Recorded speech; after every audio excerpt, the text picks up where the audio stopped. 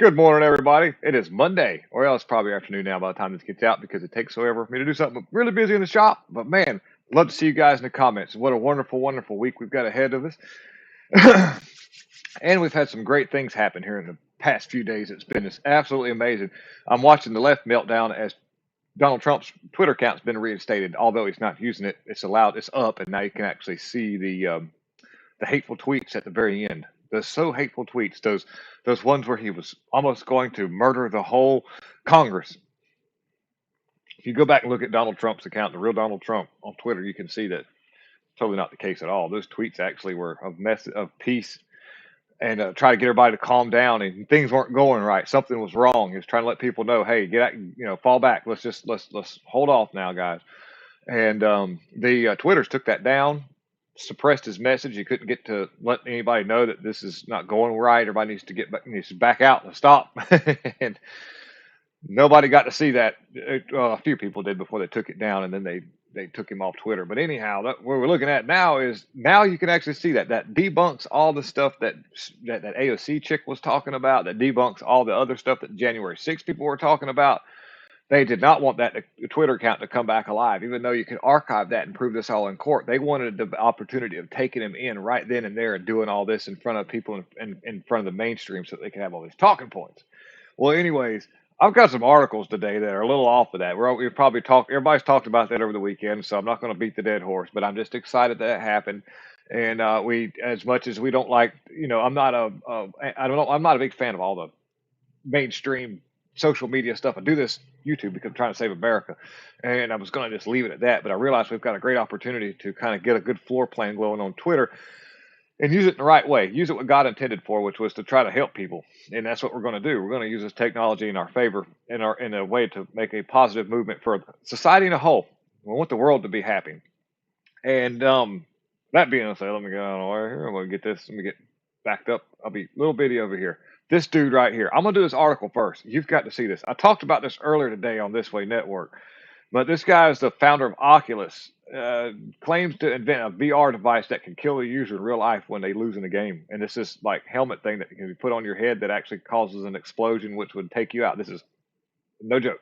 So this guy right here, Oculus founder, who was subsequently terminated from his position in Facebook, claimed to develop a virtual reality VR headset that has the capability of bringing gamers' deaths into real world. It says here in the article.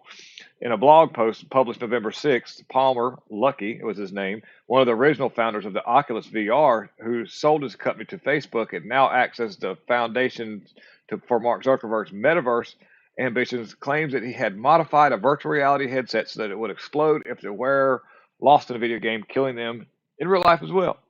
Crazy, guys. And the whole thing behind it is the idea of tying your real life to a virtual avatar has always fascinated me. Now, I'm talking about this is a quote from the Oculus founder, dude. And it's Palmer Luckey is his name, by the way. So you instantly raise the stakes to a maximum level to force people to fundamentally rethink how they interact with the virtual world and the players inside of it. Pumped up graphics make a game look more real, but only the threat of serious consequences can make a game feel real. There's a thing called life, guys. You don't have to put a headset on to put your life in danger. You can just do some of the normal human things, like just go to work at a construction site. But anyhow, so this is an area where video game mechanics that has this stuff has never been explored, despite a long history of real world sports revolving around similar stakes. He continued, "This dude's a nutcase, man. People need to quit playing video games. It's bad for you." This is a 24-year-old Bengali actress, Andrilia Sharma. She passes away at the age of 24, suffering a brain stroke. Okay, now these areas have been inundated with certain sauces that Fauci come up with and giving it to people. Just letting you know that. And let's see, she had see what it says. The actress was admitted to Narayana Super Specialty Hospital on November 1st after suffering a brain stroke. She had an intracranial hemorrhage and had to undergo left frontal temporal, decompressive. They had to drill a hole in her head. Okay. there has been known side effects of certain things that they were trying to mandate that made people lost their jobs or just done it and now they can't have babies. It's been well documented that it causes a barrier of blood brain issue. Your blood brain barrier is compromised significantly by some of this stuff. Another one bites the dust, I guess you would call it that. Sad to say. Good gracious. And so you're going to keep seeing this as long as they keep pumping this. And you've got we talked about this a month ago before midterms. See, Biden was in talks with the rail union, and they were like, "Please don't do your strike before the midterms, please." Well, midterms are over, guys. Rail union rejects labor deal brokered by Biden White House as a national strike looms. Yeah, he spent a lot of time on a train too. He's 900,000 million miles on a train. Is what he said, a billion miles. President, you have just averted a nationwide railroad strike that would have been crippling to the economy. How did you do that? And what were those last hours like in the negotiations? Well, look, we brought business and labor together. One of the things that happens in negotiations, particularly if they've been elongated like these have, is people say and do things where their pride gets engaged as well. And it's awful hard to back off. That was they edited something from there to there. Look right quick. There's an edit right there. And it's awful hard to back. They're saying and do things where right here. Their pride gets engaged as well. See that right there? That was a big edit they took out of that. And it's awful hard to back off of some of these things. So what we did was just say, look, let's take a look. Let's take a look at what's happening. You have a good deal being made for labor. Their income's going to go up 24% over the next 5 years. They've worked out the health care piece. They worked out days off. They both sat down, in my view, and they were in the office today saying, well, we finally figured out this is fair on both sides. And it took that time to focus. And the alternative was just not thinkable. He sure is a lot about focus, think, let's take a look, focus. What do you mean? If, in fact, they had gone on strike, the supply chains in this country would have come to a screeching halt. We would have seen a real economic crisis. Okay, well, the thing is they didn't come to an agreement, by the way. They didn't strike until after the midterms because I don't know exactly why they were trying to keep. They're trying to prop. We know why. I don't know why they would prop up the Biden regime. I don't know why they would do that. I would have been like, man, if you guys doing it now. Anyways, none of it's any good, and he's a terrible businessman and a terrible man. There's his prostate right there too.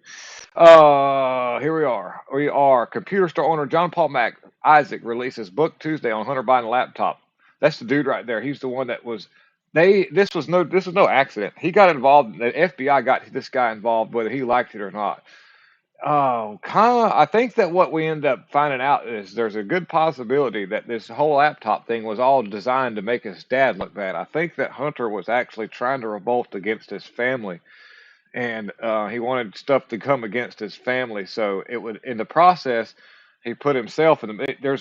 I know that's a weird theory, and that's what that is. That's all I'm talking. That is not a fact, but there's a good chance that this whole Biden laptop thing or Hunter laptop thing was completely fabricated by Hunter.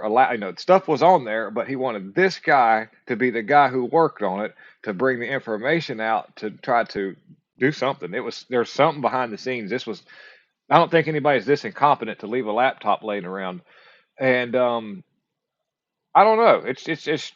I don't know. There's so many things to this, but he's got a book that's going to come out, and it talks about because the FBI actually came after this guy. He didn't do anything wrong. They just brought information to him, and next thing you know, they were trying to get rid of him. It's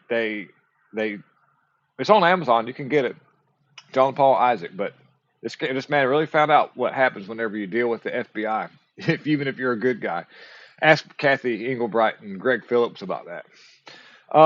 Here we are. By the way, those were the founders of True the Vote who found the information on servers of our such and such and such and such and such. I can't use certain stuff because of the YouTube, but there was stuff on there, the stuff on a server in China that had really it was to do with our people picking process, and it was proven. And now for some reason they're under investigation, under attack by the FBI.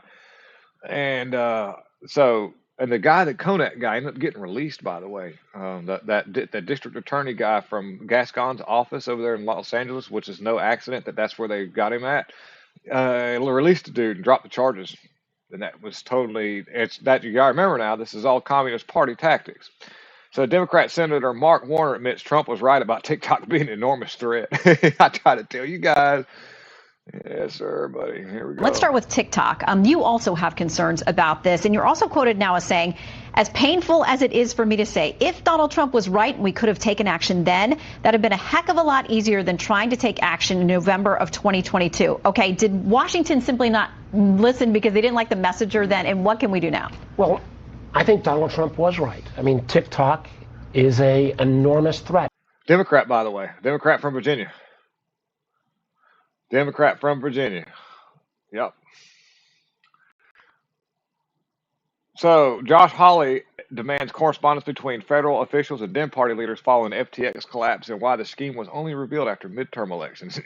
We all kind of know why that would happen. It's another one of those deals with that train, with the labor strike on the railways. So Josh Hawley sent a letter to top Biden administration officials Friday morning demanding information and correspondence regarding the collapse of cryptocurrency exchange FTX.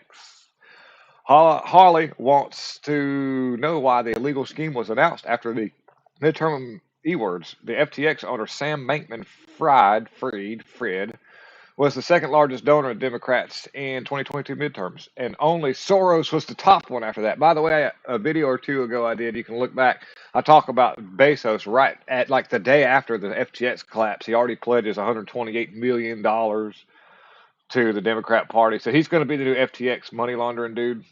Probably, if not, there's a lizard. Look at that lizard person right there. See that dude? This is weird. SEC Chair Hillary campaign CEO Gary Gensler taught at MIT with father FTX girlfriend Caroline Ellison and gave FTX favorable status. Dude, that dude and that girl are some weird stuff. There's an article that has to do with some of the things they like to do in the bedroom. I didn't click on it because I figured y'all don't really want to hear about that because they both look like some weird turtle people. Husks of humans. But anyways, Elon Musk reinstates Project Veritas Twitter account. Yay! Woo woo woo! And I'm gonna be getting on that. Recall Project Veritas was banned from Twitter in 2020 for reporting the truth on the tech censorship. Twitter claimed that the organization violated the rules against private information. They were posted on via Facebook, and the integrity guy Rosen is stating that they are now freezing comments from users in places where the algorithms think they may be hate speech. And so Elon Musk is slowly reinstating Twitter accounts that were targeted by far leftists, American hating leftists. Alex isn't going to be quite so lucky on that because Elon's kind of on that side with the mainstream about the whole not Uvalde, that Sandy Hook thing. And I don't know. I think that.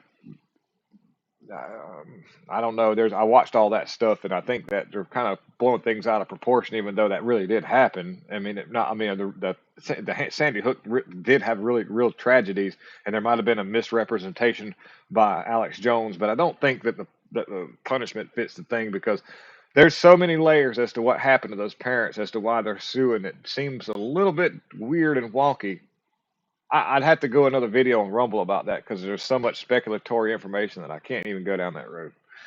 Anyhow, Lula, this dude here from Brazil, Lula, one who actually supposedly from the totally secure and free and fair, the E-words over there in Brazil, he gained a seat from Bolsonaro.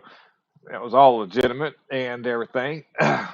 Lula minister signs order and allowing child services to take children away from free E-word protesters. The people that are protesting the E-word and saying something isn't right, while the military is investigating what's going on, he's already went in there and done an executive order where he can actually take your children if you want to protest. So that's totally what not a dictator would do at all, trying to clinch to what little bit of power that they have left.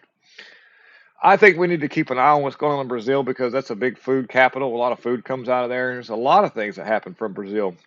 We need to be really careful about what's going on. So anyways, I got this phone ringing in the back, and we just got to keep our eye on what's going on. But look, dude, let me get back over here and get big, and I'll wrap this all up. I'm gonna get out of the way, and y'all can go do whatever you got to do. And I really, really, really, really appreciate everybody for coming in and hanging out. Uh, we had wins like you'd never imagine in our midterms, but the reason why we don't see them right away is because of the fact that things haven't started to move yet. We gained enough seats where we got a majority in the House. That was not supposed to happen. I can tell that the way things were going, that was something that they did not want to let go of. Senate didn't do so well. That's okay, guys. What we got to remember is the fact that we gained something. They lost something. We gained, they lost. That's all that matters. Whether or not it's a big majority, it's better than nothing, guys. And in any kind of information battle or any kind of kinetic battle, anytime that you can move forward in your line, it sometimes takes 100 men. You have to sacrifice 100 men to get 10 feet, but you've gained 10 feet, and you have to keep moving forward in that aspect. And you know, the whole time that you're moving forward, the person that or the things that you're up against are going to do everything in their power to make you think otherwise. Because really, a strong person is not somebody you want to fight. If you want to get up against somebody, you want them to be weak and demoralized.